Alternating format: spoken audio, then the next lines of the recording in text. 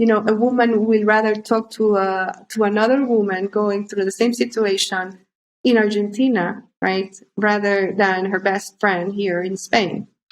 So this is the importance of the community. It's like connecting women who are going through similar situations as you are. Welcome to 20-Minute Leaders. Just sit back, relax, and learn from the leaders of today. It's a journey. Each one is different, unique, inspiring. Let's get started. This episode is powered by J Ventures, a community-driven VC fund in Silicon Valley, in partnership with Lomitech, and sponsored by Homeward Ventures, Hippo Insurance, Upwest, Hillel at Stanford, Leap, and Birthright Excel, and in media partnership with CTech. Welcome to 20-Minute Leaders. Today we're going to be talking about a really important topic that we don't talk about enough, women's health and fertility. Welcome Clelia Morales, co-founder and COO of WOOM, a women's health data science-driven company that empowers women to understand their body better and faster to increase their well-being and help them make informed decisions in cases needed.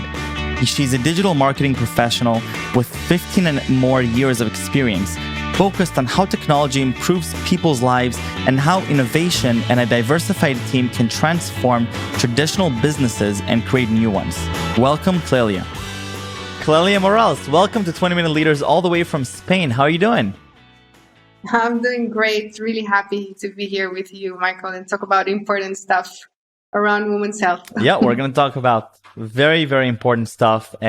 And these are exactly the types of episodes that I just love. Originally, you're from Honduras, you mentioned, but now you're in Spain, running a company called WOOM, which is a fantastic name, I think, for what it does. And we're going to be talking about women's health, women's fertility, and what I'll be picking your brain on in the next 20 minutes is sort of this intersection of technology with women's health and what you've learned having run the startup that has now over, almost 2 million people downloading it from the App Store and the Google Play Store. And I saw some incredible numbers. I think you mentioned like 100,000 pregnancies, according to what your users are stating, which is pretty incredible. 130,000. And so we'll dive into. You see, I'm already not updated, and just as interestingly, you're coming into this role from being a marketing executive for eBay with Europe, and so I'm excited to understand your journey a little bit better. I've talked enough, so I'd love to tell me a little bit about yourself and where you're from. Yeah. So as I mentioned offline, right? I'm originally from Honduras. I grew up in Honduras. I left when I was on my early 20s, and basically I lived in London. And I started off in consultancy, always in marketing and comms. And this is how I started at eBay Spain. I started as communications director. And I moved quickly into an innovation team across Europe, where we did stuff like launching Russia, Poland, and then I was a social media director for Europe, which was very nascent at that point. So it was started off as innovation as well. And then my last role was marketing director for South of Europe at eBay.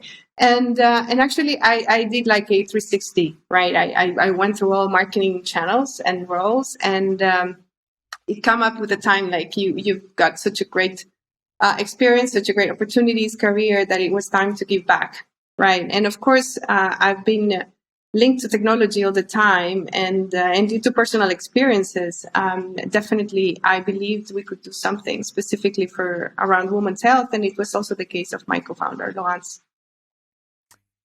So tell me a little bit about this moment where you're deciding that you're going to give back. You're looking at what are the different opportunities there are, in the market, the different problems that could be solved with technology. How does this process look from your end before you decide to go into women's fertility? Yeah, so this is not something that happens from one day to another. It's something that actually I was even working with a coach, right? It felt like it was time for a career change.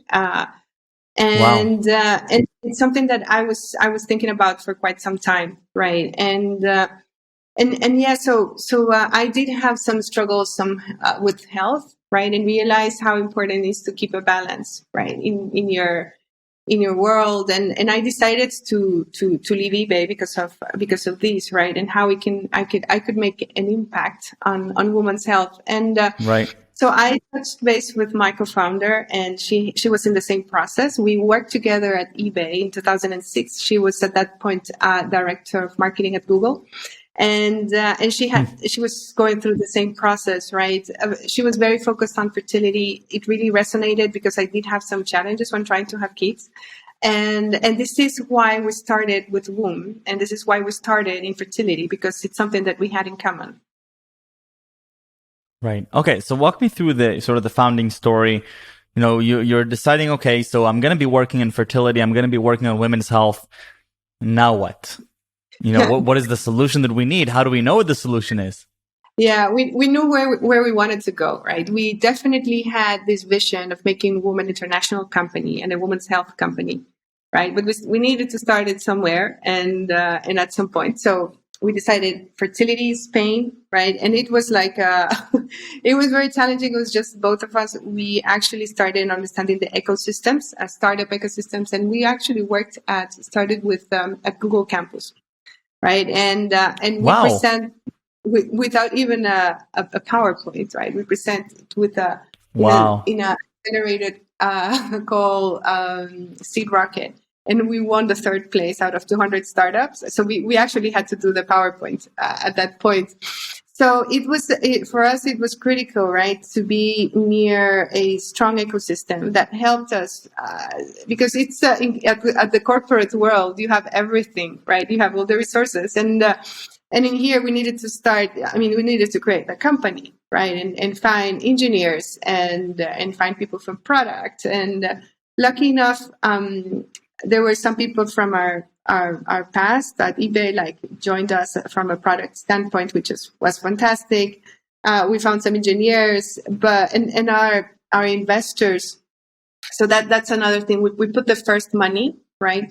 And before launching the product, we did our first round, and it was smart money, right? And it was basically like usual suspect investors, serial entrepreneurs from Spain that actually helped us, right, in this beginning of right, journey. Right. Now, tell me a little bit about the space of women's fertility and women's health. So a little bit less on the entrepreneurial side, a little bit more on, looking at it from 30,000 feet in the air. What are we looking at, and what are some of the biggest challenges that women are facing today that are either not spoken about, or maybe I don't really know because I don't experience them necessarily myself? Yeah, it is a space that we're beginning to see some important movements, right, and topics, but definitely is an underlooked space, right? Women's health in general has been overlooked within time. From products that haven't evolved really from a woman perspective, right, or even clinical trials, right, not for woman products not tested in women. So there's definitely a gap. There is one. Just to give you an idea, let's take an example of endometriosis. Right, endometriosis is a medical condition suffered by 1 out of 10 women, and it takes between 8 to 10 years to be diagnosed. Right, mainly because on one side we suffer more in silence. Right, we think it's normal.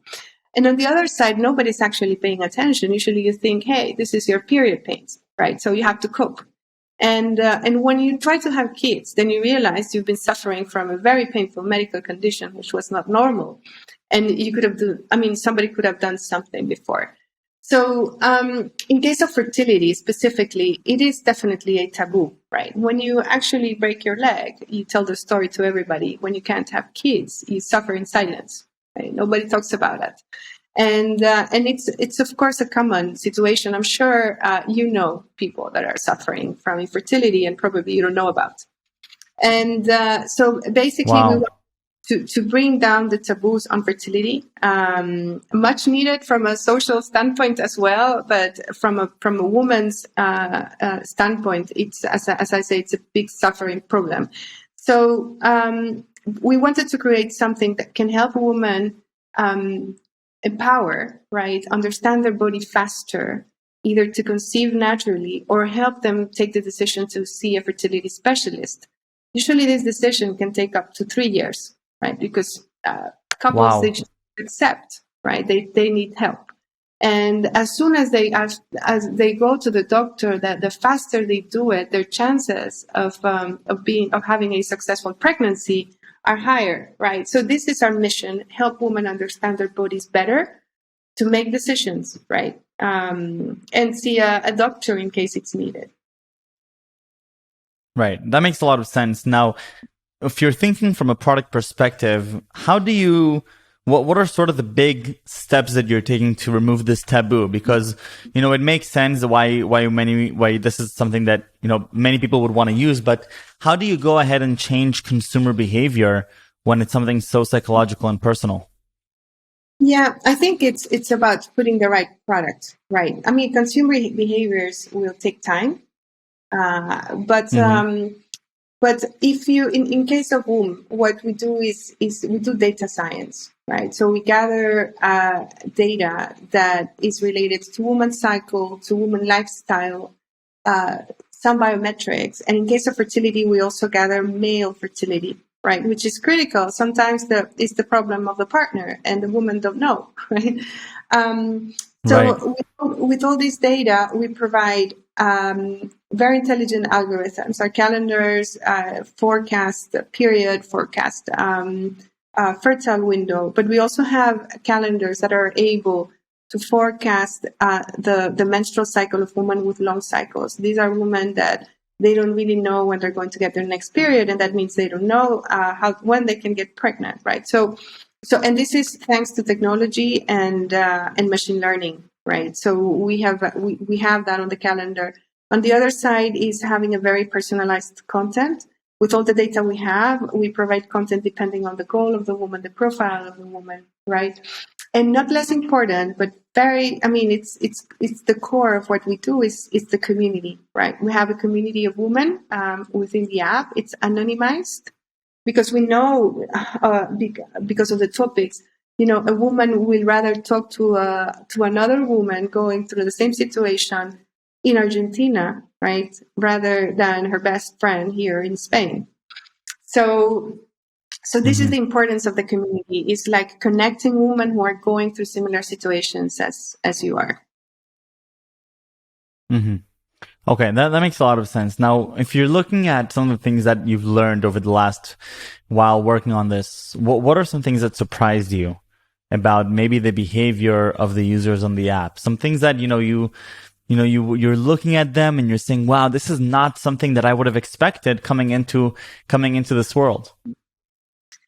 Yeah, so I think that on one side, it's not something that I had fully clear right when I started, but it is now, which is the level of education we have around our sexuality and our cycles, right? How do I get pregnant? How can I prevent a pregnancy? Which seems very, very basic, but again, nobody talks about them.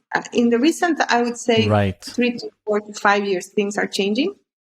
On the other side, not really from a user perspective, but also from an ecosystem perspective, I didn't think it would be too hard to talk to male investors, or let's say first investors, and then you realize like 95% of them are male, and we're talking about the female products, right?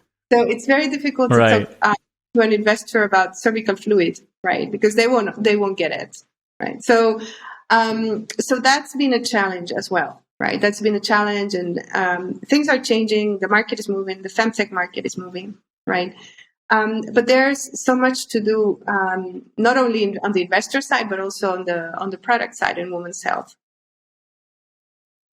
Right now, so from a business perspective, what was the reception like as you're raising funds for this product and you're telling people what you're working on? Do you find it more or less challenging than a traditional startup? Because I can also see why, and I'm taking this as an example of simply being, an outlier from the wealth of startups that may be happening. And, pretty much every investor or person that you'll tell your startup to, they're going to be either surprised or taken back in one way, shape, or another because you're dealing with the vertical that is just now being spoken about, right? Yeah. So I think, as I said, I think things are changing, right? But at the beginning, we had so many reactions, like, I remember one of the funniest things, it happened when, I remember the moment when we had the first user that wrote to us that got pregnant when using the app. It was like a huge party at the office, right? I think it was like Wow. 3 to 4 weeks after we launched. And still we received pictures of the baby. Now she's 4, right? Or 5. So Wow. that's great. And then the phrase like, she got pregnant by WOOM, and yeah, I got pregnant by WOOM. So it's so funny, right? To listen to that, and it's amazing. We can write a book around conversations around WOOM and stakeholders and investors, right? Because we've seen so many things. Because one of the areas that we think there's a need, right, for support, of course, it's menopause. Right. At the end of the day, fertility, it's something that not every woman wants to have kids. Not every woman will be challenged by fertility, but we all are going to go through menopause. And it's funny because you see that at the end of the day, when you have a couple, a partner, there were some investors at one point. I remember when we mentioned the name of menopause, the word. He was like, "Oh my God, I need that at home because my wife is going through that." So yeah. But yes, or try to explain. We have a very cool project around women's cervical fluid. So that is, we need to be quite educational, and now we're used to it. I love it. Not easy. Of course. Now, if you had to give perhaps a piece of advice to someone who's working, not necessarily on women's fertility and health, but on any subject that is taboo or is not easy to speak about, what would you say to this entrepreneur, now that you've gone through a lot of these hurdles? I think you need to be bold and brave and understand your user, right? And give the moment to the tools to the user that they can be as vocal as they want to be. And as I said, community to me is key for that topic, right? And if it's always good to listen, right? Because we listen to the community, we listen to the emails, we listen to everything they tell us, and we try to provide the right content for that, right? We have such a fantastic tool as an app in my case, right? But again, in general terms, technology that we need. It's such a powerful tool that it's our responsibility to use it correctly, right? And help your users across this journey within their time, within their means. Right. But never stop on that. Never stop listening. Right. And give something back. And this is super important. For us, what we have created at WOOM is a virtual cycle. A user will always come up and put a data point. And we want to make sure they always get something back. Right. This is useful for them. So, that would be like just go for it, but listening to your users. Thank you so much for these 20 minutes. I really, really appreciate it. Before we leave, I have a couple of last questions, more about you, but a little bit less about women's health and WOOM. I want you to take me back to Honduras growing up. And as a kid, what really fascinates you growing up? What is sort of something that really sparks your curiosity? Yeah, so I was, and I think this is somehow related. So I was shocked, and I've been thinking about this, right? It's like two things that really fascinated me. One were athletes, right? The endurance, how they work. I was always fascinated at watching Olympic Games.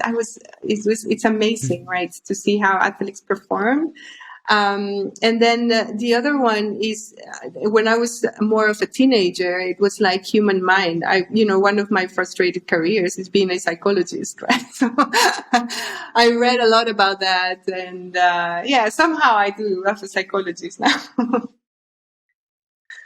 Amazing. And if you had to look today, what inspires you on a daily level, right? So obviously you're working on a very important mission, but on a very micro daily level, what is something that inspires you in your day to day? Yeah, so this is a good question. To me right now, I'm literally obsessed about how our human body work, right, and how grateful it is, and I'm trying to do like optimization around my health and my body, and I can see like immediate reactions, right, on the well-being we can achieve, right? And of course, the well-being we lose when we don't do that. So I'm just, I'm in the past, I would say 2 years, I'm really obsessed about how achieving the right balance as a human being, right? Overall, like mental health, your hormones, your body, how physical activity affects you, what you eat affects you. And I'm fascinated about the reaction of the body, right, when you actually make this optimization. And I just feel very inspiring, and I'm learning from a lot of people on that, and actually teaching my kids about it. Right, it is. I feel super Amazing. inspired to see them. Yeah. And if you had to choose a few words to describe yourself, what would they be? I would say focused, definitely resilient. Okay. If you're an entrepreneur, you need to be, you are resilient by definition, and persistent, right? I think those are together, like focused, resilient, and persistent. That's who I consider myself. Focused, resilient, and persistent. Clelia, thank you so much. Thank you for the incredible impact you've made on now millions of women. And I just love, the sentence, I got pregnant by WOOM.